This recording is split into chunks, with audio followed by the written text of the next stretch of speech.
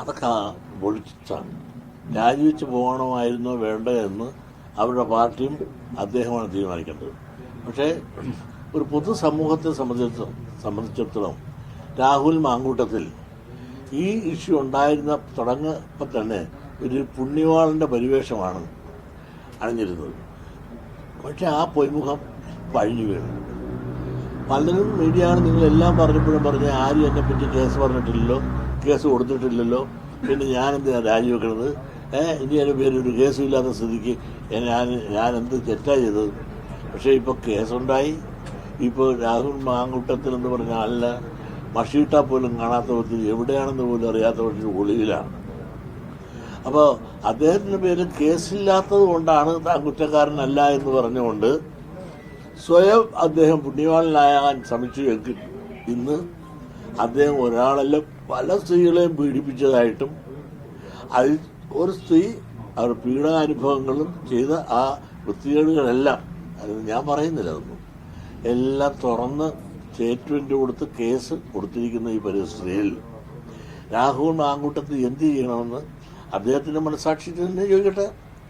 അദ്ദേഹം പറഞ്ഞായിരുന്നല്ലോ, ഞാനൊരു തെറ്റും ചെയ്തിട്ടില്ല, ആരും കേസ് കൊടുത്തിട്ടില്ല, അവർക്ക് ആരെങ്കിലും എന്തെങ്കിലും പറഞ്ഞതിൻ്റെ പേരിൽ ഞാൻ രാജിവെക്കേണ്ട കാര്യമില്ല എന്നല്ലേ പറഞ്ഞത്. ഇപ്പോൾ അദ്ദേഹം പറഞ്ഞ അതിനെല്ലാം വിപരീതമായിട്ട് ഇപ്പോൾ എല്ലാം അദ്ദേഹത്തിൻ്റെ പേരിൽ കേസ് വന്ന സാഹചര്യത്തിൽ അദ്ദേഹത്തിൻ്റെ മനസാക്ഷിക്ക് എന്ത് ചെയ്യണമെന്ന് അദ്ദേഹം തന്നെ ആലോചിക്കട്ടെ. അദ്ദേഹത്തെ താങ്ങിയവരും പിന്താങ്ങിയവരും പുറന്തള്ളിയവരും ഉണ്ട് കോൺഗ്രസിൽ തന്നെ. ഈ കോൺഗ്രസിൻ്റെ ഒരു സർവനാശത്തിൻ്റെ ഒരു കാരണമായി തന്നെ മാറിയിരിക്കണം.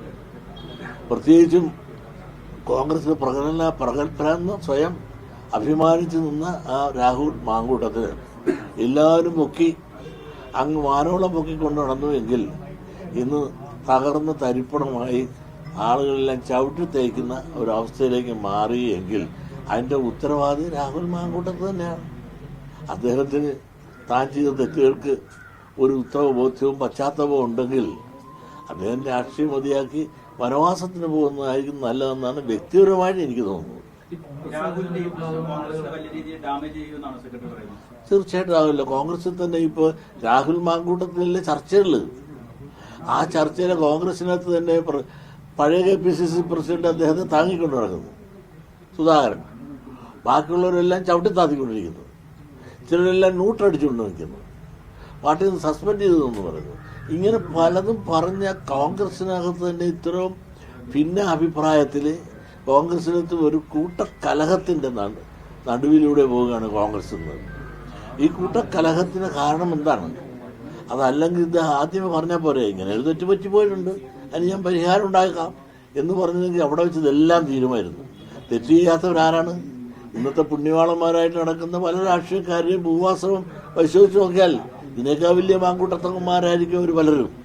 പക്ഷെ എന്നാലും ഇദ്ദേഹം ഒരുപാട് പുണ്യവാളാകാൻ ശ്രമിച്ചതാണ് ഈ പരമനാശത്തിനുള്ള എല്ലാ കാരണവും.